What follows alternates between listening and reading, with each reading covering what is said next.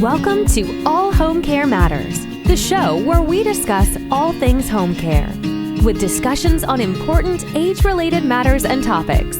Brought to you by Enriched Life Home Care Services, the #1 rated home care provider in Michigan by Top Rated Local.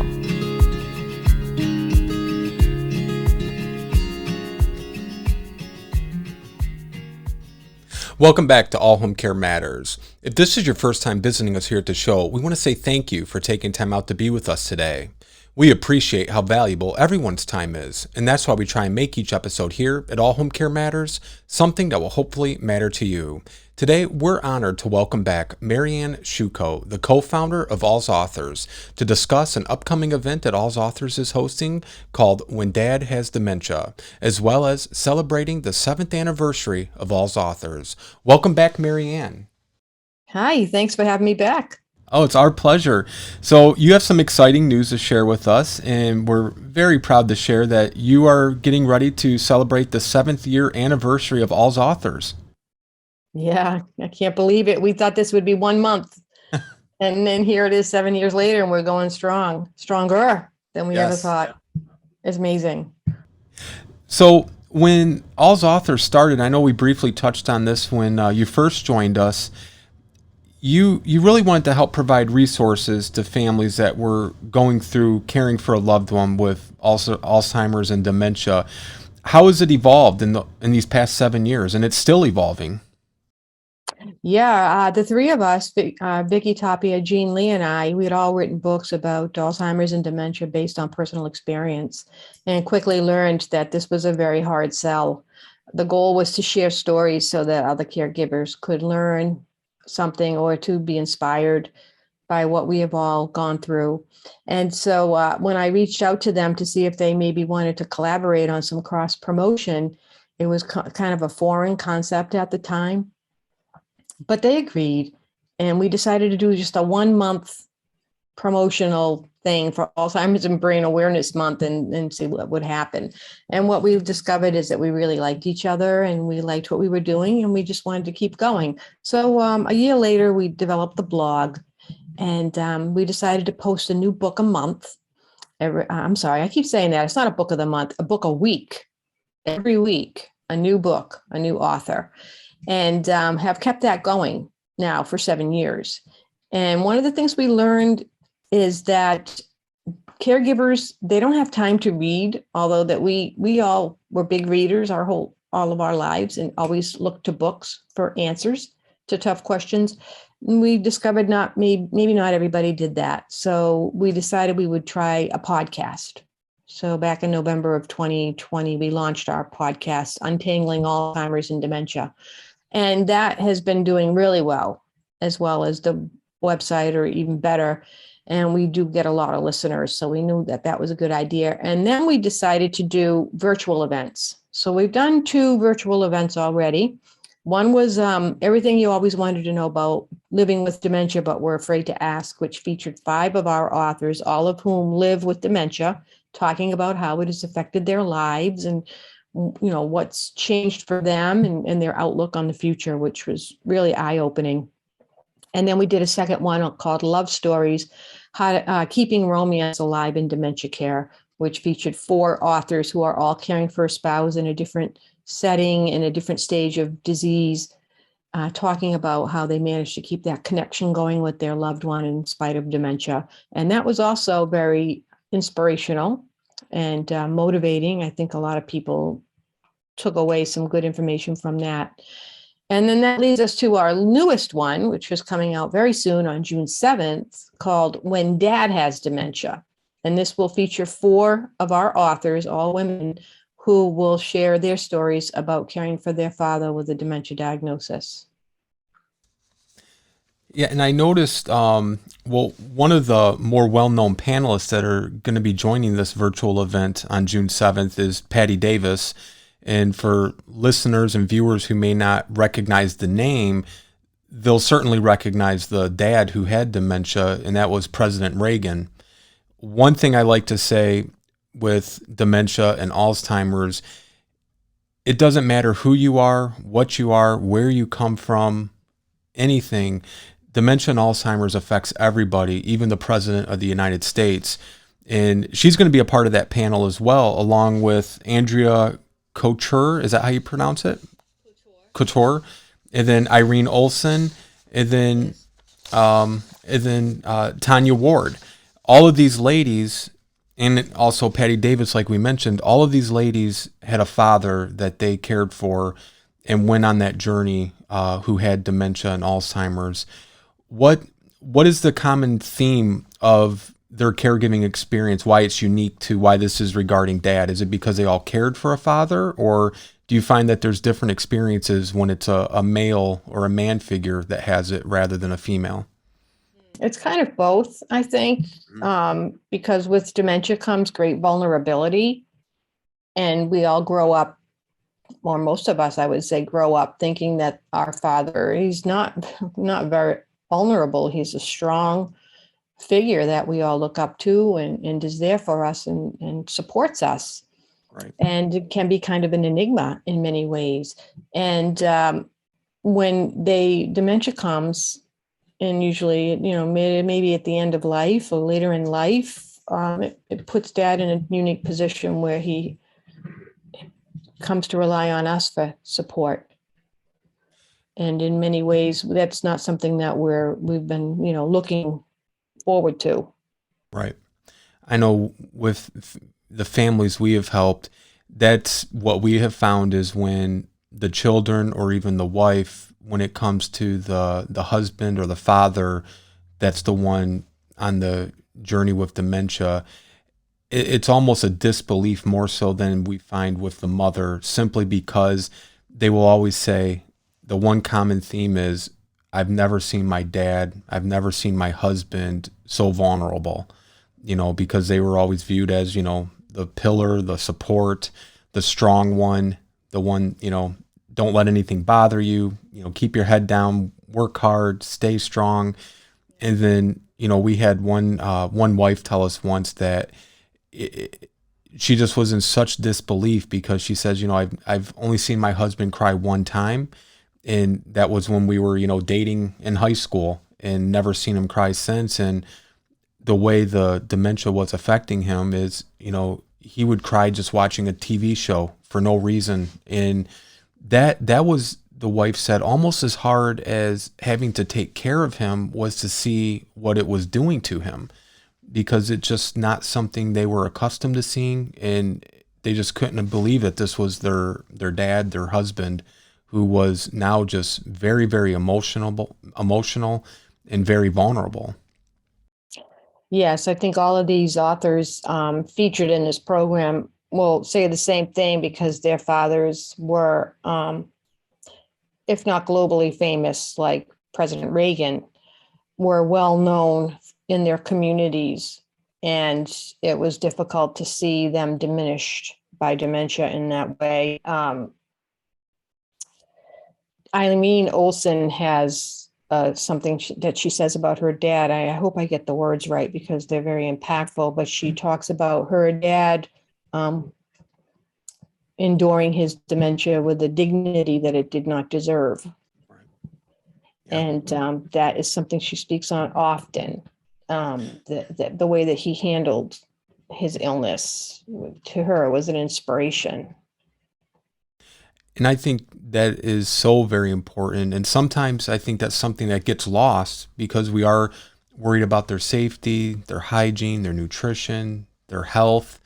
And I think a part of that dignity and that identity gets lost because now so often you say, they're reverting back into a child, or, like this one family I was sharing with you where the dad all of a sudden became very emotional, very vulnerable. And, he'd like to have tea parties now with his granddaughters where, before he wouldn't dare have a tea party because that wasn't the masculine thing to do.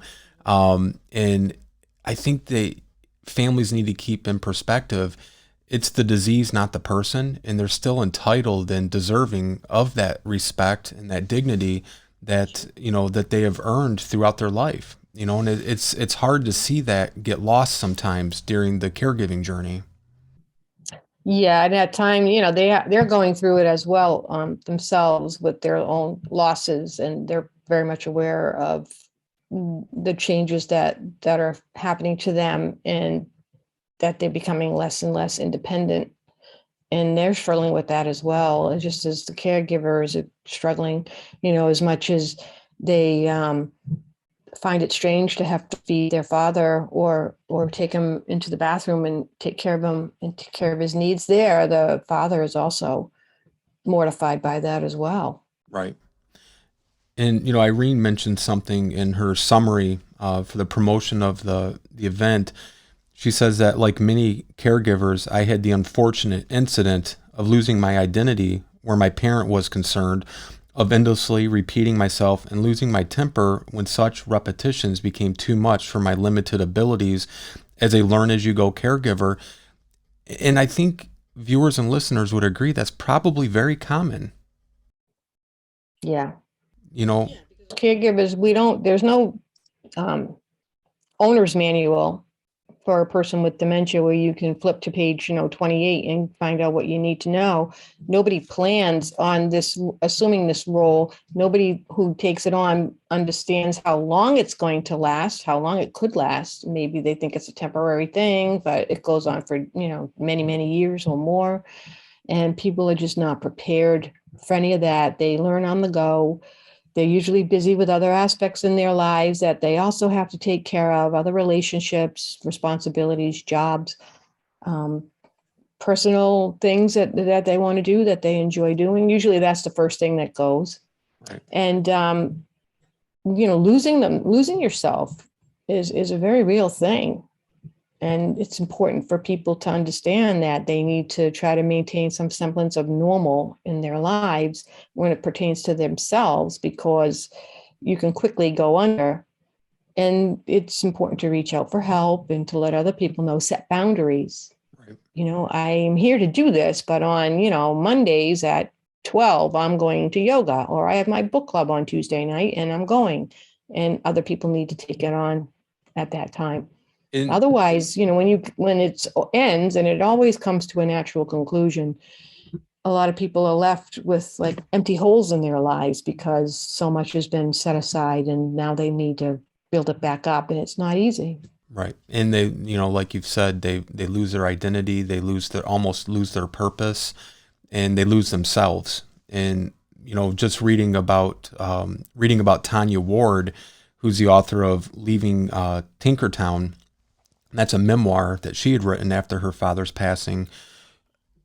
She started this journey when she was in her early 30s.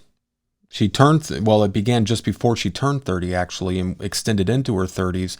But, I just sit and imagine being 30 years old and now having the responsibility and the reality of a parent being diagnosed with Alzheimer's and now having to be their full-time caregiver. Usually when you're 30, you might be just starting out on your professional career, starting a family, maybe recently married or about to be married. And now you are almost in a way becoming a parent before you even have children, possibly. And now you have this ultimate responsibility. And I think so many people don't realize what these families go through from the outside. And it's not to judge the outside people looking in, because if you haven't been through it, I think you'd agree with this, Marianne. It's hard to comprehend it. But so much of yourself is given to care for that person. It's not selfish to take time for yourself. Like you said, if you have that book club or you have that yoga class to go to, you need to do that for yourself so you can continue being a good support and a healthy support for your loved one that you're helping to care for. Yeah, it's so important. And, like talking about somebody in their 30s who's caregiving for a person with dementia or any kind of chronic illness, most of the people that you're associating with, your friends, coworkers, they are not dealing with things like that. They've got more, normal 30-year-old life going on. So they're very hard to speak to about what's happening with you. That's something we hear a lot from many of the authors, is I had nobody to talk to because everybody's life was so different. And mine was, I'm caring for my mom. I couldn't leave my mom. people couldn't understand why. I couldn't go to a party, or I couldn't go on a long weekend somewhere, or take a week off and go down to the beach because I had my mom. And why can't you leave your mom? It seems like a weird thing. You mean you can't leave your mom? Right. That sounds crazy. But yeah, most people, and with any kind of a difficulty, most people, if they haven't encountered it on their own, they don't understand. Right. Yeah. Well, and you touched on something I think is important. Andrea, she's one of the first authors you're featuring at AlzAuthors who went through this journey right through COVID. And so that adds a whole different dynamic and element to it, where even if you had that yoga class or that book club, all of that may have been on hold, and now the support you did have may have become diminished because now we're dealing with COVID and quarantining and isolating and all of the things that came along with it. How did that journey, in your experience with the other authors, how did her journey differ dealing with it through COVID than others who may have been on this journey prior to the COVID pandemic? I think the isolation is magnified. Mm-hmm. Because even if you were able to have people come and go prior to COVID, that might not have been possible for a couple of reasons, because people weren't coming and going because there was a lot of lockdown. And many families were afraid to let people into the house because you just didn't know where they went next or where they just came from, and would put your loved one at risk. And I know people were terrified that somebody would bring COVID into their home and they would be unable to go out, or they were unable to visit a care home and see that everything. That I know is massive dilemma. I know in New York State, there were, hundreds of thousands of complaints regarding that went unanswered during the lockdowns, and people were not allowed to visit their loved ones. They would visit, by looking in a window, and it was hard for them. And it was hard for people inside, the patients inside, that were not able to see their families and didn't really understand why is my daughter not coming anymore? They didn't know that there was a pandemic. And of course the staff was spread so thin. It was a very dangerous situation on all counts. So we've been publishing books about Alzheimer's and dementia for 6 years now on our blog. And Andrea's happened to be the very first that mentioned COVID, and it came at the end. She must have been writing the book maybe even before COVID even hit, and talked about that at the tail end of her book, which was interesting. And now we see things, two or three other things have come up where COVID was a factor. Right. But it takes a while to write a book and to publish it and get it out there. So they're not. There aren't too many yet, but I'm sure there will be a lot. Oh, I'm sure they're coming. Absolutely. Because I know one thing that we had seen throughout the pandemic, and even still to this day, because unfortunately in our state of Michigan, the numbers are starting to creep back up there, and they're starting to consider new restrictions and different things. And I know even a lot of the doctor's offices and the healthcare facilities that our company deals with, they're not allowing guests to come in with the patient unless it's a professional guest or special circumstance. And we have seen such an increase in families now discovering what home care services are because of, like you said, these, the visits and the restrictions, and I understand it's for safety, but there's also that human component to it, especially when you're dealing with a loved one with dementia who doesn't have the awareness necessarily to understand the reasons why they're having to see their daughter or loved one through a window pane.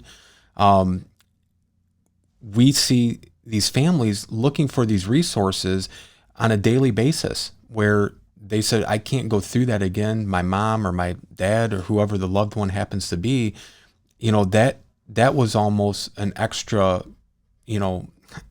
impact, a negative impact on their situation, where, again, going back to what we discussed earlier, that person still deserves that integrity that they're entitled to. And just because they have dementia doesn't mean they don't know what's going on or they don't have feelings. And if they're used to seeing their grandchildren or their children or their spouse weekly or even daily, and now that's taken away from them, there's only one conclusion, that that's going to lead to negative effects. Their mood's going to change, the behavior's going to change. And we had several families whose loved ones lost just a very, very unsafe amount of weight in a very short period of time, because the way they were reacting to the situation was they would stop eating, they would stop drinking, because they're sad, they're scared, they're lonely, and they don't know what's going on. And losing that connection with their loved ones had such a detrimental effect. Their loved ones started just taking them out of the facilities. Yes.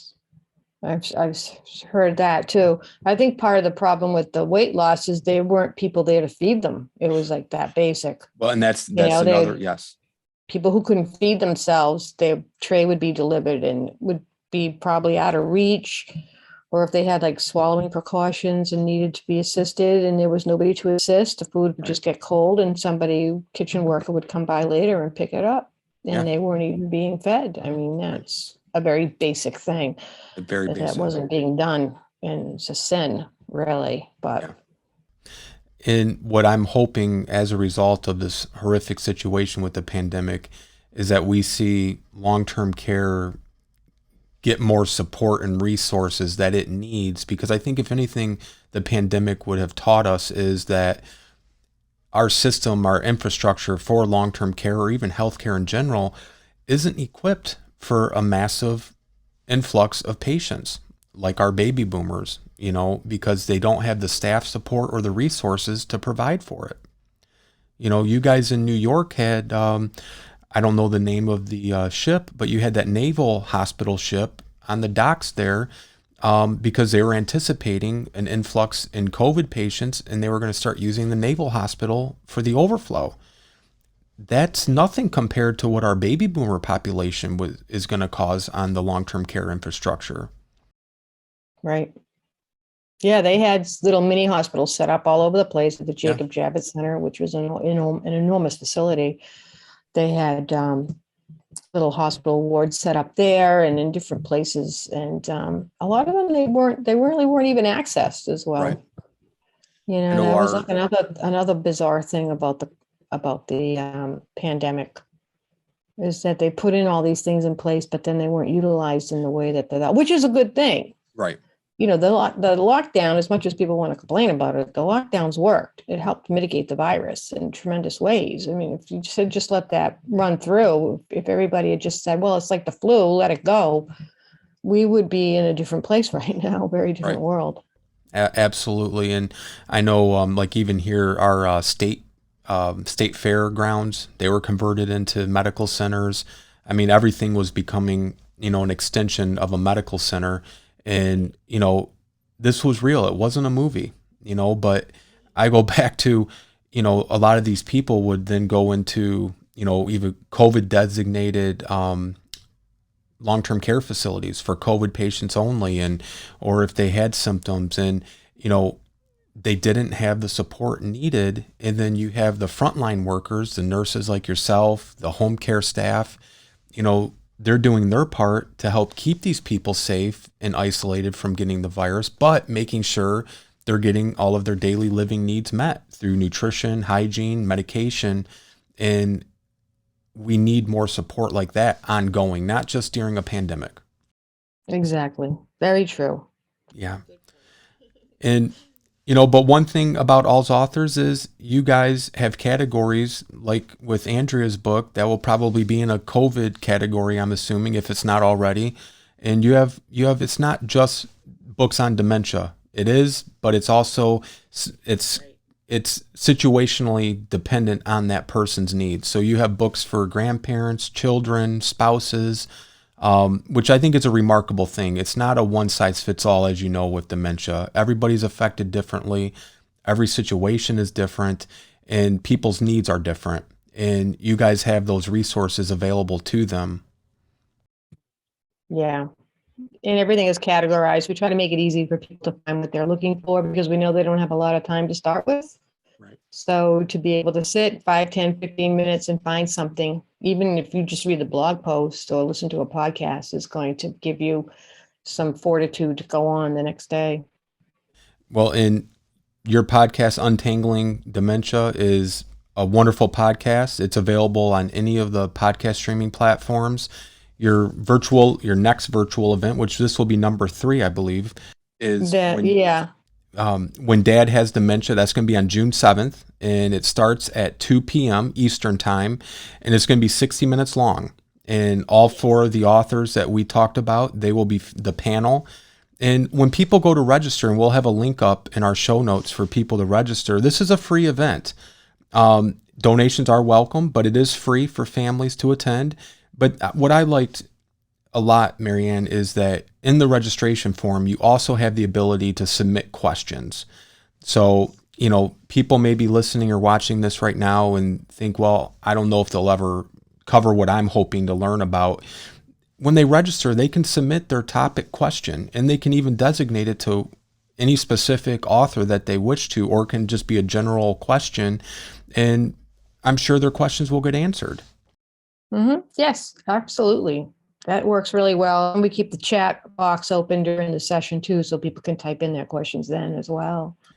And this is going to be hosted on Zoom, I believe, correct? Yes, we host it on Zoom. It's recorded, so if people can't make it at that time, they can sign up and they'll get the link. It'll be on our website. It'll be on our YouTube page, and it's for everybody. It's not just for people caring for their father. If you're caring for your mom or your husband or somebody else, you're welcome to attend as well, because you will learn something.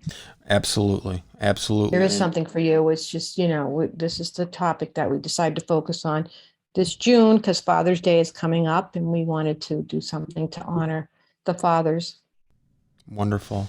And again, AlzAuthors is doing remarkable work, helping families in any way you guys can offer that support. You have a wonderful, wonderful collection of resources that are readily available right on the AlzAuthors site. I like you even have the AlzAuthors store now. So if people want to donate the AlzAuthors, they also could, get a sweatshirt or a coffee cup or something. So you get something for your donation, and it's going for a great cause. You're a 503c nonprofit, and the work you're doing, I've told you this many times, I'll never stop telling you, and hopefully you never get tired hearing it. I just admire and support you guys fully, and just think it's such a remarkable thing you guys have and that you're doing for families, because it's so needed. Thank you so much. I appreciate that. You're very welcome. Well, I hope to see you next time, and we'll talk about the next event AlzAuthors is doing, and we wish you much success with this event. We'll have the links, the description, and all the show notes right there for listeners and viewers that we highly encourage they attend this. Like you said, it's going to be for everybody, not just if you're caring for a father, but you will get something, you'll learn something, and hopefully you'll make your caregiving journey that much easier by the information and the wonderful guests you guys are offering. Yes. Thank you so much. Oh, thank you, Marianne. We'll see you next time. And congratulations on 7 years.